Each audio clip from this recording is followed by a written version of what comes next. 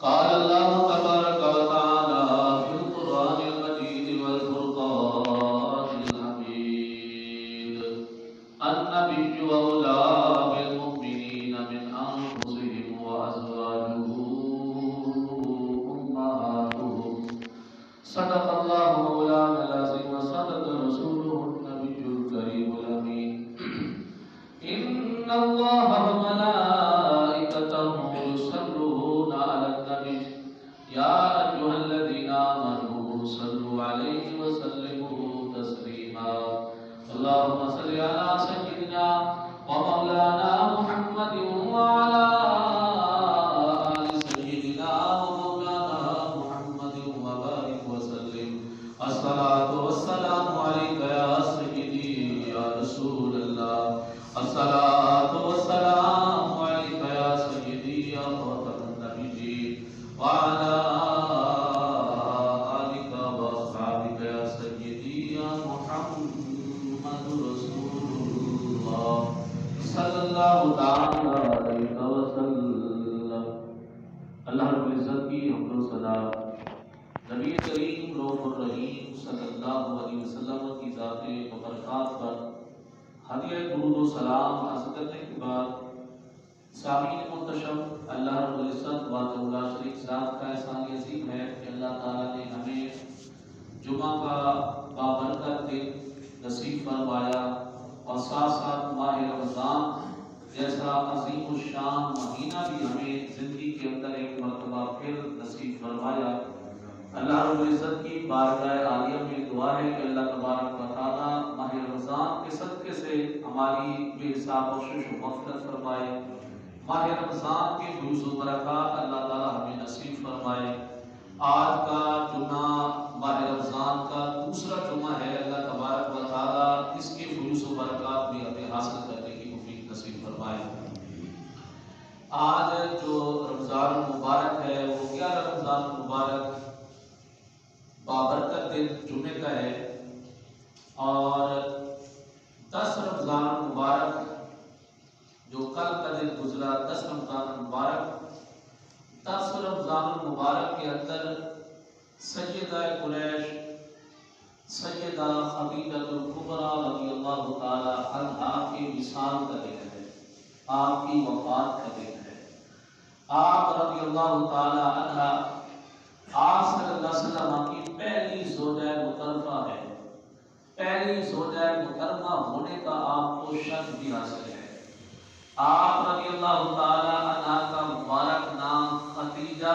بنت خویلد ہے رضی اللہ تعالی عنہ اور آپ رضی اللہ تعالی عنہ کے بہت سارے القابات ہیں جیسے ابھی کبریٰ کا میں نے تلفظ کیا الکبریٰ یہ آپ کا لقب ہے. اسی طرح سیدہ قریش بھی آپ کا لقب ہے اور طیبہ طاہرہ یہ بھی القابات ہیں آپ کے اور آپ کی کنیت ام القاسم ام ہند بھی ہے. آپ رضی اللہ تعالی عنہا عورتوں میں سے سب سے پہلے حضور پر اسلام لانے والی ہے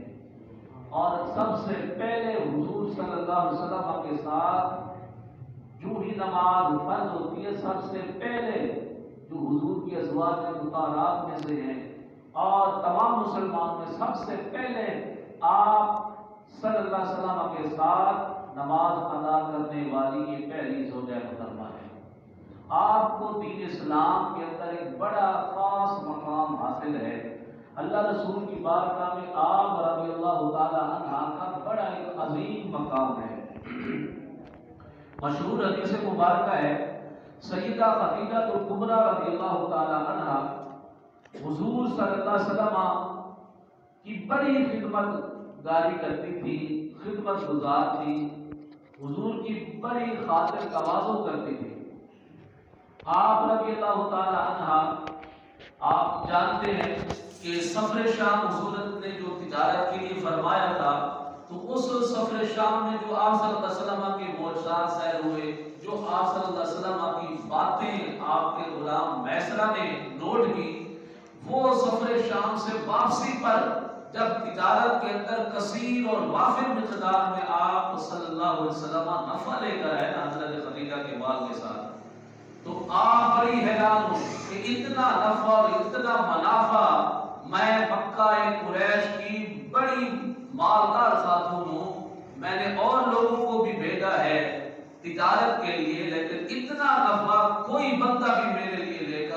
کر کے نہیں آیا جتنا نفع اے محمد صلی اللہ علیہ وسلم آپ لے کر آئے ہو. تو آپ رضی اللہ تعالی عنہ آپ صلی اللہ علیہ وسلم کی امانتوں کے متعلق اپنے غلام سے خبریں سن کر آپ کی سیرت، آپ کی صورت، آپ کے کردار کے متعلق اور آپ کی صداقت کے متعلق خبریں سن کر حضرت خدیجہ اتنا متاثر ہوئی نا، اتنا متاثر ہوئی حضور کے کردار سے کہ آپ نے شام کے سفر کے بعد حضور صلی اللہ علیہ وسلم سے متاثر ہو کر اپنی سہیلی حضرت نفیسہ بنت منیہ رضی اللہ تعالی عنہ، یہ خاص حضرت سیدہ خدیجہ رضی اللہ تعالی عنہ کی سہیلی تھی، انہیں حضور صلی اللہ علیہ وسلم کی طرف پیغام نکاح بھیجا. پیغام نکاح جب حضور صلی اللہ علیہ وسلم کی بارگاہ میں حضرت خدیجہ نے اپنا پیغام نکاح بھجوایا تو آپ صلی اللہ علیہ وسلم نے سیدہ خدیجہ کبریٰ کے پیغام نکاح کو قبول فرما لیا. تو آپ صلی اللہ علیہ وسلم کا نکاح حضرت خدیجہ کبریٰ رضی اللہ تعالی عنہا سے اسی سفر شام کے 2 ماہ 25 دن بعد اتنا متاثر ہوئی. دیکھیں کہ اتنا متاثر ہوئی حضور کے کردار سے، حضور کی صداقت سے، حضور کی امینی سے، اتنی متاثر ہوئی کہ 2 ماہ 25 دن بعد آپ صلی اللہ علیہ وسلم کے ساتھ سیدہ خدیجہ کبریٰ رضی اللہ تعالی عنہا کا نکاح مبارک ہو گیا اور حضور صلی اللہ علیہ وسلم کی رفیق حیات بن گئی. اور آپ رضی اللہ تعالی عنہا واحد بیوی ہے حضرت سیدہ صدیقہ بنت صدیق. حضرت عائشہ رضی اللہ تعالی عنہ فرماتی ہے کہ واحد بیوی ہے حضرت خدیجہ کبریٰ کہ لم تزوج النبی صلی اللہ علیہ وسلم علی خدیجہ حتی ماتت. جب تک حضرت سیدہ خدیجہ حیات اور زندہ رہی حضور نے ان کے ہوتے ہوئے کسی دوسری عورت سے نکاح نہیں فرمایا. اتنی آپ کی اہمیت ہے رب رسول کی بارگاہ میں، حضور کی بارگاہ میں اتنا آپ خاص مقام رکھتی تھی. جب تک سیدہ خدیجہ رضی اللہ تعالی عنہ حضور کے ساتھ رہی، حیات رہی، اس وقت تک حضور صلی اللہ علیہ وسلم نے دوسرا نکاح نہیں فرمایا. اور آپ رضی اللہ تعالی عنہ بھی حضور سے بڑی محبت رکھتی تھی، حضور کا بڑا احترام کرتی تھی. آپ صلی اللہ علیہ وسلم اعلان نبوت سے پہلے، بعثت نبی صلی اللہ علیہ وسلم کے دور سے پہلے، حضور کے اعلان نبوت فرمانے سے پہلے حضور صلی اللہ علیہ وسلم آپ سنتے رہتے ہیں اور کتابوں کے اندر درج ہے کہ آپ صلی اللہ علیہ وسلم غار حرا میں کئی راتیں اللہ کی عبادت کے لیے چلے جاتے تھے. اور آپ صلی اللہ علیہ وسلم کے کھانے پینے کا انتظام جو تھا وہ پیچھے سے حضرت خدیجہ پہنچایا کرتی تھی. کھانے پینے کی اشیاء، ضرورت کی چیزیں کئی دن جب حضور صلی اللہ علیہ وسلم غار حرا میں رہتے تو حضرت خدیجہ رضی اللہ تعالی عنہا بھی ضروریات زندگی کے ساز و سامان، خورد و نوش کی ساز و سامان جو چیزیں تھی وہ پیچھے سے گھر سے لے کر حضرت خدیجہ غار حرا میں حضور کو پہنچانے کے لیے جاتی تھی. ایک مرتبہ ایسا ہوا دیکھیں کہ آپ کتنی، حالانکہ مکہ کے اندر سب سے معزز خاتون تھی، مکہ کے اندر سب سے زیادہ مالدار خاتون حضرت سیدہ خدیجہ رضی اللہ تعالی عنہا تھی. لیکن حضور کی بارگاہ میں جب آئی، حضور کے ساتھ رشتہ زوجیت جب منصرف کیا تو حضور کی پھر خاتمہ بن کر رہی. اب مالداری کو نہیں دیکھا، اپنی سرداری کو نہیں دیکھا، اپنی امیری کو نہیں دیکھا، بلکہ حضور کی فقیری کو دیکھ کر حضور کی فقیری میں ہی ہو گئی، حضور کی فقیری سے متاثر ہو گئی. آپ صلی اللہ علیہ وسلم کی بارگاہ میں کھانا لے کر جا رہی تھی. ایک دفعہ کا واقعہ ہے، حضرت ابو ہریرہ رضی اللہ تعالیٰ عنہ فرماتے ہیں ایک دفعہ ابھی گھر سے نکلی ہیں حضرت خدیجہ کھانا پانی لے کر حضور کے لیے غار حرا میں جا رہی ہیں حضور کو کھانا پہنچانے کے لیے. اس سے پہلے ہی حضرت جبرائیل عطا جبرائیل النبی صلی اللہ علیہ وسلم، حضرت جبرائیل پہلے ہی غار حرا میں حضور کے پاس حاضر ہو گئے. عرض کرتے ہیں یا رسول اللہ صلی اللہ علیہ وسلم حالا خالی خدیجہ، تو یہ خدیجہ رضی اللہ تعالی عنہا آ رہی ہیں،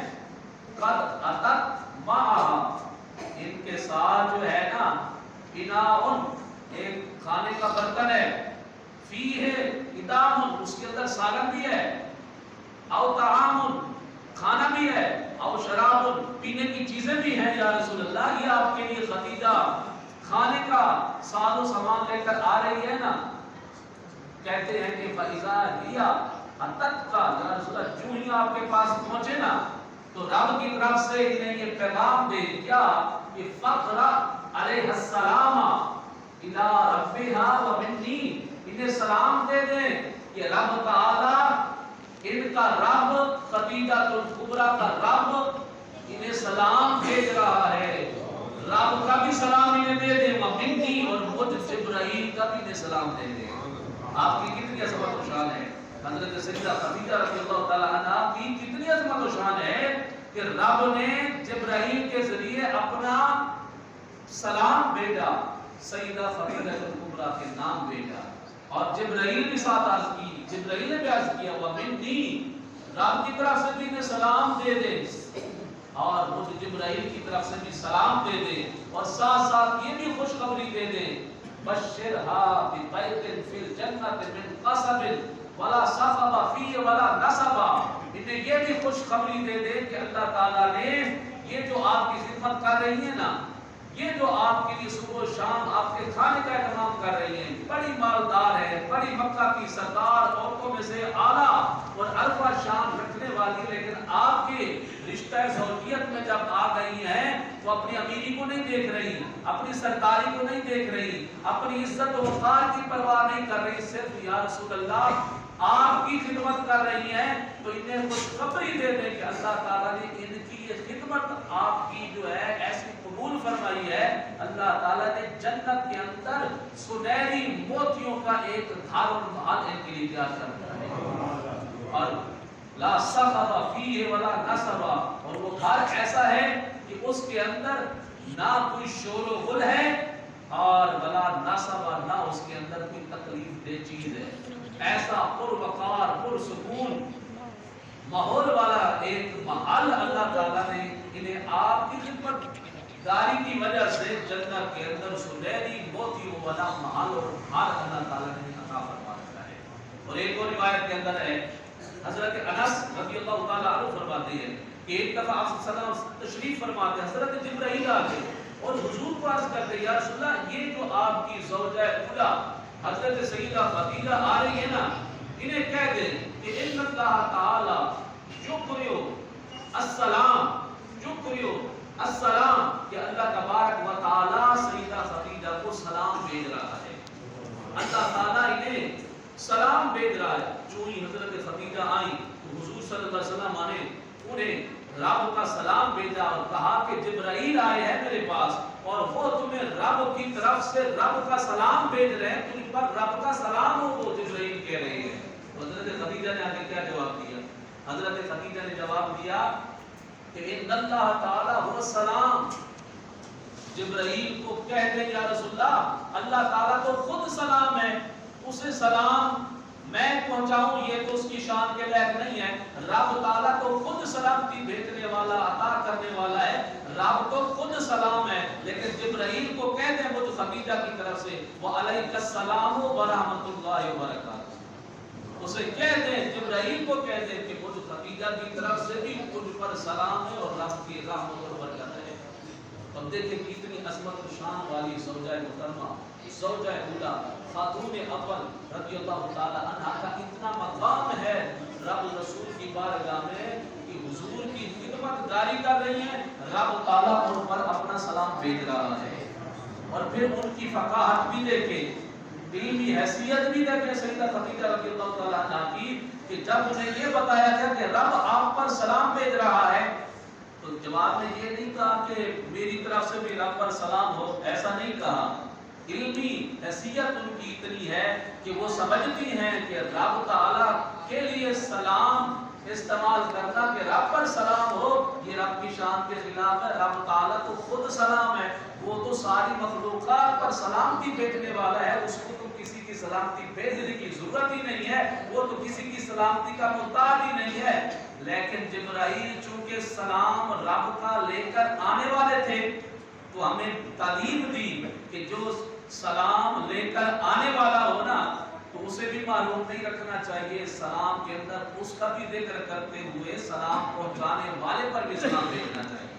یہ سیدہ خدیجہ رضی اللہ تعالی عنہا کی فقاہت سے آپ کے اس جواب سے معلوم ہو رہا ہے کہ آپ نے کہا علیک السلام اے جبرائیل تجھ پر بھی رب کا سلام ہو ورحمت اللہ اور رب کی رحمت بھی ہو اور اس کی برکتیں بھی ہو. تو معلوم ہوا کہ اگر ہمیں کوئی سلام بھیجے کسی کا کوئی سلام لے کر آئے کہ ہاں بھی فلاں عزیز فلاں دوست آپ کو سلام بھیج رہا تھا تو اس کا بھی سلام کا جواب دیں اور ساتھ ساتھ جو لے کر آنے والا ہے اسے بھی سلام دینا چاہیے. اس پر بھی سلام کی بیٹی کی بارگاہ میں حضرت عائشہ صدیقہ رضی اللہ تعالی عنہ فرماتی ہیں کہ حضرت